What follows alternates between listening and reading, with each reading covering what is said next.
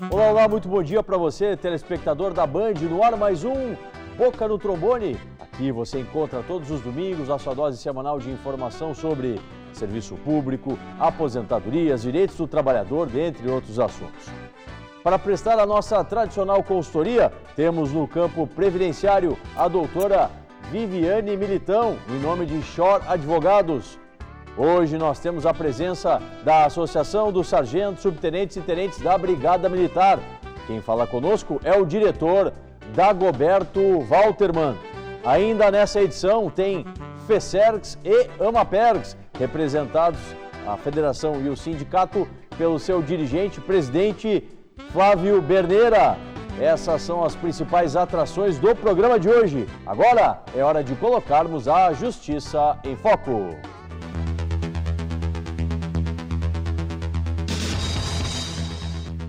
A terceira turma especializada do TRF2 decidiu por unanimidade reconhecer a legitimidade de uma decisão de primeira instância que determinava a execução fiscal com a aplicação de juros da taxa Selic contra uma marmoaria capixaba acusada de não ter pago contribuições previdenciárias no período entre março e julho de 1997.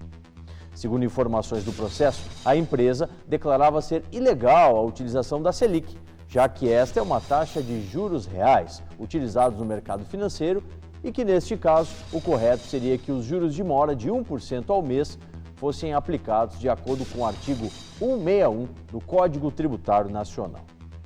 Entretanto, a desembargadora federal e relatora do processo, Cláudia Neiva, destacou em seu voto que o citado artigo estabelece os juros de mora caso, abre aspas, não dispuser de modo diverso, fecha aspas, e que, de acordo com o artigo 13 da Lei 9.065, de 95, fica determinado o uso da Selic para títulos federais. A relatora afirmou que, havendo legislação específica dispondo que os juros serão cobrados de acordo com a taxa Selic, e inexistindo limite para os mesmos, perfeitamente aplicável a referida taxa ao débito objeto da execução. Dois pesos e duas medidas. Quando o contribuinte é um precatorista, o índice de correção usado é a TR ou o IPCAE, onde o reajuste é muito menor que a taxa Selic. Andou mal o TRF2, pois o decisório está engessado, sem buscar a melhor alternativa. Que essa decisão não ecoe nos demais tribunais. Dito isso, vamos começar o programa com a nossa interatividade. Hoje você, nosso telespectador, tem suas demandas respondidas pela doutora Viviane Militão, em nome de Shore Advogados. E você interage com a gente pelos nossos canais de interatividade, sempre colocando o seu nome e a cidade onde você está falando. Bom, primeira pergunta é da Débora, vem lá de Alvorada.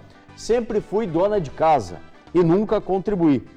Não consigo trabalhar hoje por causa de doença.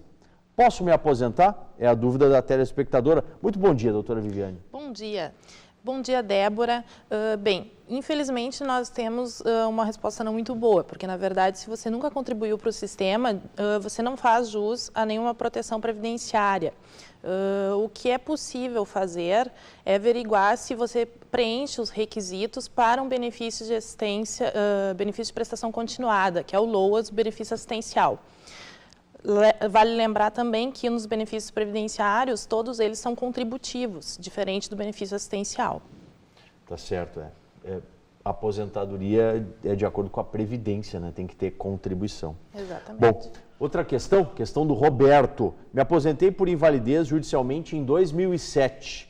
Tenho direito à revisão? E uma outra pergunta muito parecida, que vem lá de Alvorada, do Ney. Desde que ano está sendo corrigido o valor das aposentadorias por invalidez? No caso do nosso telespectador, o Ney, é outubro de 96 e do Roberto é 2007. Bom, muito bem. O que nós temos em relação à aposentadoria por invalidez foi um cálculo equivocado que o INSS fez e não excluiu as 20% menores contribuições, o que prejudicou o cálculo do segurado. Então, entre 2002 e 2009, há possibilidade de revisão. Então, o que eu sugiro é procure um advogado especialista previdenciário para que se averigue junto à carta de concessão no cálculo para averiguar se foi o seu caso ou não, para ter o direito às diferenças, então. O outro telespectador de outubro de 96, então, não teria direito. Ficaria de fora, exatamente. Tá certo. Mais uma questão, antes da gente conversar com os nossos servidores públicos que estão aqui na bancada, pergunta do telespectador Luiz. Estou com 52 anos de idade e há 7 anos no auxílio doença. Posso pedir a aposentadoria? É a dúvida do Luiz. Luiz, bom dia. Sim, você pode fazer o pedido de conversão do auxílio-doença para aposentadoria por invalidez. Você vai passar por uma nova perícia e nessa perícia vai ser verificado se você já tem atualmente uma incapacidade total e permanente para poder fazer, então, a conversão para aposentadoria por invalidez. Tá certo. Obrigado, doutora Viviane, que está aí com a gente na manhã desse domingo na nossa consultoria jurídica previdenciária. Bem, o mês de julho está sendo conturbado. Quando a gente fala em serviço público estadual, a gente tem visto os movimentos, né, do governo Sartori, que são, na sua totalidade, negativos. Se fala muito no parcelamento dos salários, se fala muito na não aplicação de reajuste às várias categorias da segurança pública e trouxemos hoje, na manhã desse domingo, representantes da área da segurança. Com quem eu falo primeiro é Dagoberto Walterman, em nome da ASSTBM. Dagoberto, muito obrigado por estar com a gente na manhã desse domingo. Como tem sido a posição da associação frente a essas colocações, essas decisões que o governador José Ivo Sartori tem tomado para vocês, servidores da segurança? Um bom dia. Bom dia, Solano, bom dia aos demais participantes e bom dia aos telespectadores. Solano, a nossa preocupação não é somente com parcelamentos e outros prejuízos mais que o funcionalismo possa ter. A nossa preocupação é também com o desmantelamento do serviço público. A partir do momento que aquela LDO foi aprovada, ela impede que sejam contratados reforços para a segurança pública, ela também impede que haja investimentos na saúde e na educação. Então, é a nossa preocupação, porque quem está sendo prejudicado é a sociedade. Tá? Sim, realmente é algo que preocupa no cunho social. Até referi, né, para o telespectador que está em casa, colocar uma situação muito factual que aconteceu com um policial civil lá no município de Alvorada, né, que por questão de um equipamento sem a menor qualidade, né, algemas da qualidade mais rasteira possível, né, infelizmente o preso que estava na delegacia acabou soltando-se e depois de uma busca para tentar a recaptura, esse preso acabou ferindo mortalmente aí o policial civil. São as situações desse tipo, Dagoberto, que acabam fazendo com que a indignação ela tome conta não só dos servidores, mas de toda a sociedade, porque a insegurança ela é tamanha que nem os próprios policiais, né, têm a melhor guarida, têm o melhor aparato para poder se guarnecer a sua própria segurança, quanto mais a segurança da sociedade. Correto, Solano. É uma falta de investimento em bons equipamentos, o que nos deixa totalmente à mercê dos marginais. E tu pode ver que a insegurança está tanta que não foi só nós, servidores da segurança, que nos manifestamos. Final de semana já houve 2 movimentos em Porto Alegre. Movimentos da sociedade, um dos moradores do Menino Deus e outros dos corredores ali da Orla do Guaíba. Então, dá para se ter uma noção de quão crítica está a situação e o caos está imperando aqui no nosso estado. É verdade. Bom, logo mais a gente continua o papo aqui com o Dagoberto Walterman, em nome da ASSTBM. Bom, falar agora com o vice-presidente da FESERGS e presidente da AMAPERGS Sindicato, Flávio Berneira, também da área da segurança. Queria saber, Flávio, da sua experiência, você que labuta há muitos anos aí no funcionalismo público e tem contatos aí com vários governadores. Na sua avaliação, na avaliação da Federação da FESERGS, O governador Sartori é um dos piores que está à frente do estado do Rio Grande do Sul? Obrigado por estar com a gente, um bom dia. Bom dia, Solano, bom dia a todos, bom dia aos amigos aqui que estão participando do programa. O governador Sartori é um péssimo governador, não tem outro adjetivo, e sem querer ser ofensivo e sendo, ele está criando um estrago nos serviços públicos do Rio Grande do Sul. Nós estamos afirmando aí há muito tempo que esse mês não foi diferente, é um mês onde nós encerramos aí com novas ameaças de parcelamento salarial. Tivemos a aprovação da LDO, conforme o Dagoberto já denunciou, a LDO que vem em prejuízo dos serviços públicos. Então, nós gostamos de aproveitar essa oportunidade para lembrar para a sociedade que o governador Sartori tinha dois caminhos para enfrentar eventuais crises do Estado. Um caminho é aquele que nós estamos apontando há horas, que é o governador fazer investimento no ataque aos sonegadores, rever a questão das isenções fiscais, tensionar com o governo federal com relação à dívida, quem sabe tensionando com relação à revisão dos juros, quem sabe exigindo uma auditoria da dívida. E tinha um outro caminho, que era o caminho de diminuir o Estado, que era pequenar a segurança pública, a saúde, a educação e todos os serviços públicos. Esse é o caminho que ele fez, a opção que ele fez. Estamos chegando, Flávio Dagoberto, inclusive peço sua opinião também, estamos chegando no Estado mínimo.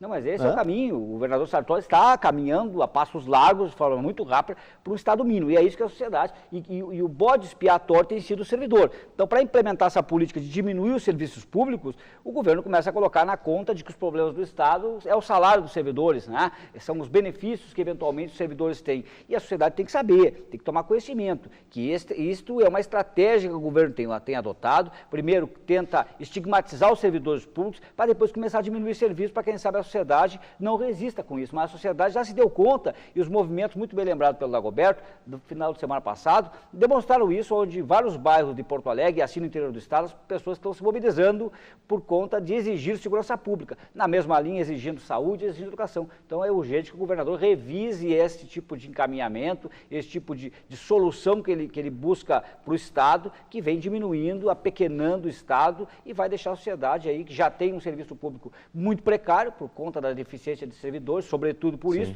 vai ficar pior ainda, vai ficar inviável os serviços públicos para a sociedade do nosso Estado.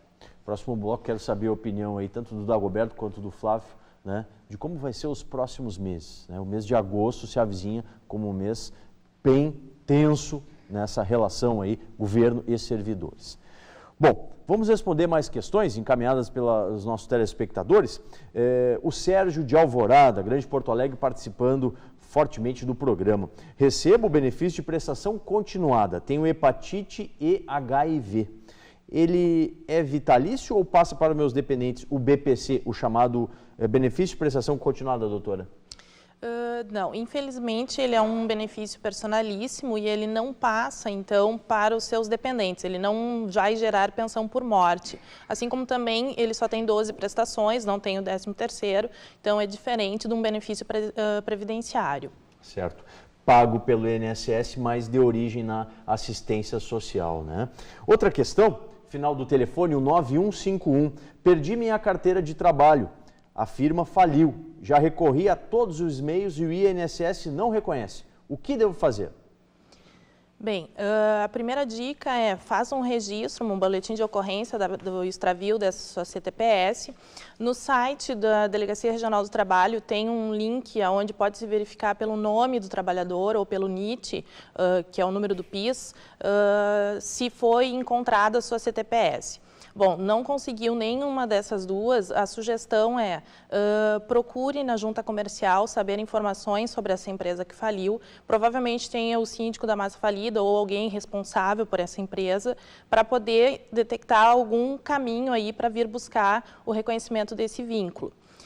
E por último, não tendo êxito em nenhuma das outras alternativas, se você tem contra-cheque, recibo de férias, algum documento que possa fazer prova desse vínculo, talvez aí tentar uma ação de reconhecimento, declaratória de reconhecimento de vínculo. Claro que com base em provas documentais e testemunhal também. Também consegue, através das testemunhas dos próprios colegas de trabalho, conseguir aferir isso. Por último, antes da gente ir para o intervalo, doutora, a Terezinha tem 1 ano de contribuição como doméstica e 14 como contribuinte individual.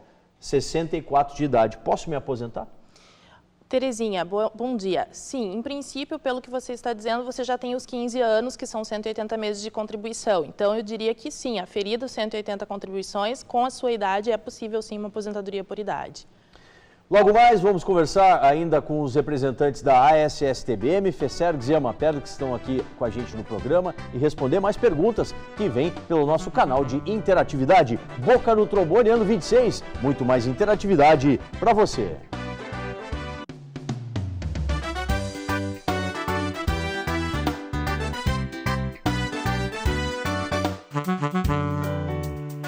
FESERGS, 25 anos, a luta continua. FESERGS, 25 anos, a luta continua.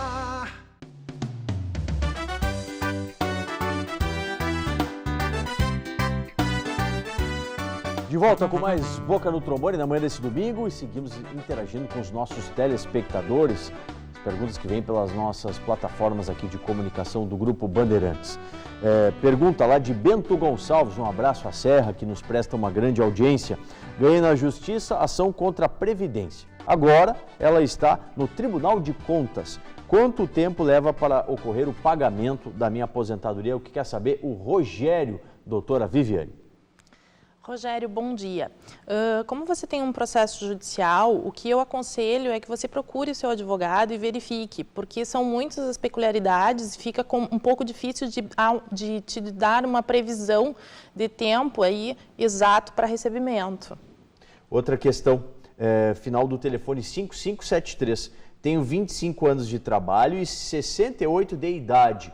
Qual será o índice da minha aposentadoria? Provavelmente quer saber aqui de uma aposentadoria por idade, não é, doutora? Possivelmente. Bom, aí nós precisaríamos fazer aí duas observações, né? A primeira observação é que a fórmula 8595 não alterou a aposentadoria por tempo de contribuição na questão dos requisitos. Segundo, a pergunta refere-se propriamente dita à aposentadoria por idade, a princípio, né? Pelos dados que vêm aqui. Bem, nós precisaríamos fazer o cálculo, 70% é o início do valor do índice mínimo e a cada 12 contribuições mais 1%. Então, aqui calculo eu, mais ou menos por cima, em torno de 80% do valor do benefício. O valor da média da lá de média. Contribuições, então vai ser de 80%. Tá certo. Daqui a pouquinho mais questões que chegam encaminhadas pelos nossos telespectadores para a doutora Viviane Militão. Bem, a gente estava falando aqui com o Flávio Berneira, ele que é presidente da AMAPERG Sindicato e vice-presidente da FESERGS. Presidente Flávio, o que a gente vê por parte dos servidores, né, é uma mobilização que nunca se viu.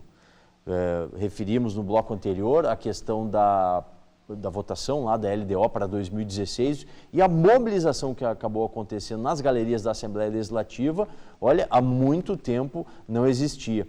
Como que tem sido dentro da federação, dentro da FESERGS, gestado aí os próximos atos que vão para que se busque junto ao governo do estado, né, Flávio, uma solução mais adequada para governo e servidores públicos? Solano, o debate ele tem se dado essencialmente dentro da Assembleia Legislativa, porque o governador optou por não fazer a discussão com as categorias, né? Então nós somos surpreendidos com os projetos que são encaminhados para a Assembleia e lá dentro do prazo que se pode ter dentro da Assembleia, estamos buscando tentar fazer o convencimento dos deputados. Infelizmente não se tem conseguido. O governo aprovou com toda a sua base o projeto LDO, né? Então aproveitar para lembrar os colegas aí de conversar com os deputados, pressionar os deputados, sobretudo no interior do estado, para que eles tenham coerência. Nós temos agora aí, em breve, a votação do PLC 206 e que vai trazer um prejuízo ainda maior do que a LDO. Porque a LDO é para um ano e aí o 206 vai ser para uma vida inteira. Né? E ele vai trazer, ele tem uma mesma lógica de trazer o apequenamento do Estado. Nós, por conta disso, com o conjunto das entidades, aí, incluindo a FESERGS, CEPERGS, as entidades da Brigada Militar, da Polícia Civil, a própria AMAPERGS, CEMAP, enfim, o conjunto de sindicatos estão aí gestando uma grande mobilização. Nos próximos dias temos já uma data praticamente definida do dia 18, mas que ainda pode ser antecipada, essa Assembleia Geral, conjunta dos servidores públicos do Rio Grande do Sul, com um indicativo forte de se deflagrar uma greve geral, uma greve unitária dos servidores públicos do Estado, se o governador não retirar o PLC 206. Né? E nós exigimos a retirada do PLC 206 justamente porque não se teve discussão nenhuma antes do projeto ser encaminhado para a Assembleia. Mesmo com os apelos que fizemos e mais uma oportunidade para o chefe da Casa Civil, para que quando encaminhassem projetos para a Assembleia que dissesse respeito ao interesse dos servidores e do interesse dos serviços públicos, nós fazemos questão de participar dessa discussão. Não aconteceu assim, o governo encaminhou o projeto, nós já encaminhamos uma nota técnica para o governo apontando todos os problemas que advirão do PLC 206, caso ele seja aprovado, né? E esperamos que o governo retire. Né? E aí, desde já contamos com os deputados, com a sensibilidade e com o bom senso dos deputados, para que caso o governo não retire o projeto, primeiro que tensione para que o governo retire, caso o governo não retire, que se rejeite esse projeto, que vai ser um retrocesso e um prejuízo aí sem precedentes para os serviços públicos do nosso Estado. Tá certo. Obrigado, Flávio Berneira, presidente da Amaperg Sindicato e vice-presidente da FESERGS. Bom, no bloco anterior eu estava falando com o Dagoberto Walterman, da ASSTBM, sobre as demandas que a categoria, né, tem sofrido por parte do governo do Estado, que não são muito diferentes do que acabou de referir o presidente Flávio Berneira.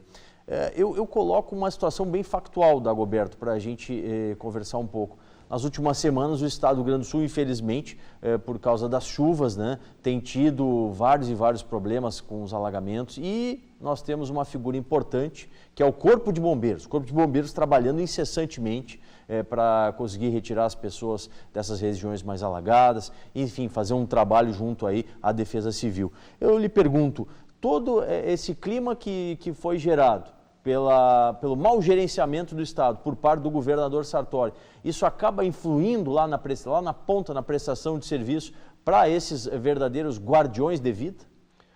Exatamente, Solano. Isso influi e muito.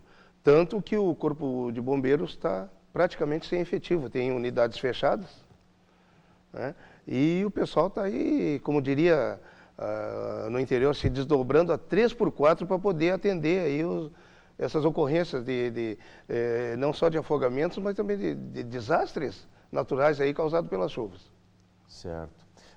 A SSTBM, próximos passos que a associação tem pensado, quais são os próximos movimentos que serão feitos aí pelo presidente Aparício Santelano e toda a sua diretoria junto ao governo Sartori?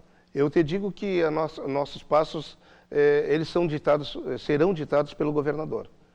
Conforme as decisões do governador, são as decisões que nós tomaremos.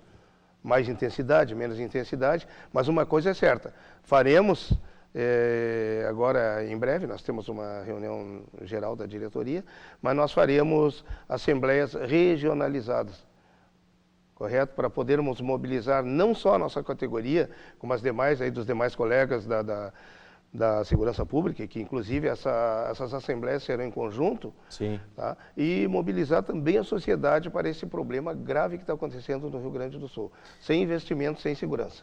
A gente sabe, a gente tem conhecimento que na Brigada Militar há várias limitações, né, na questão da greve, na questão dos movimentos paredistas. É descartada a questão da greve? A gente sabe que o histórico aqui no Estado, lá em 1997, tivemos um episódio que, em razão da greve, vários brigadianos acabaram sendo desvinculados, né, do serviço público. Como que isso é pensado? Já foi falada essa palavra lá dentro dos corredores da ASSTBM?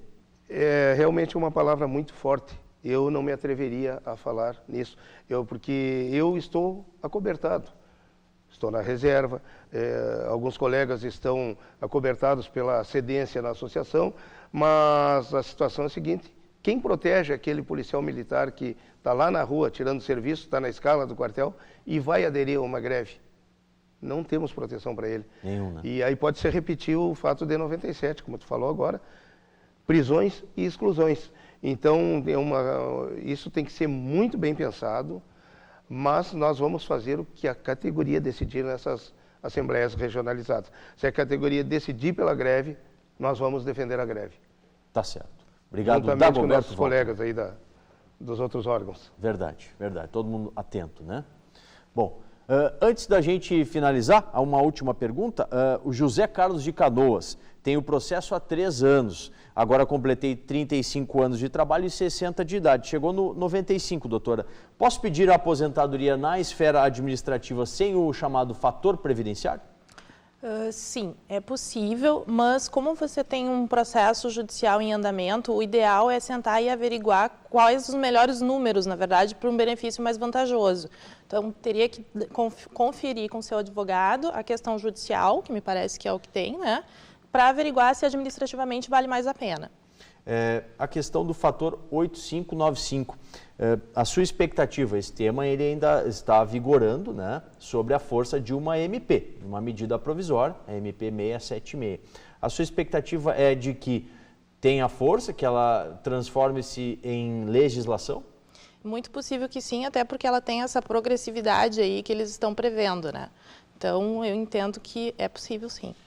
Tomara, né, porque beneficia sem número aí de segurados, né, que vão poder aposentar-se sem o fator previdenciário. Mais uma questão, final do telefone 0892. Se a minha empresa abrir falência, tenho direito a rescindir o contrato de trabalho? O que devo fazer?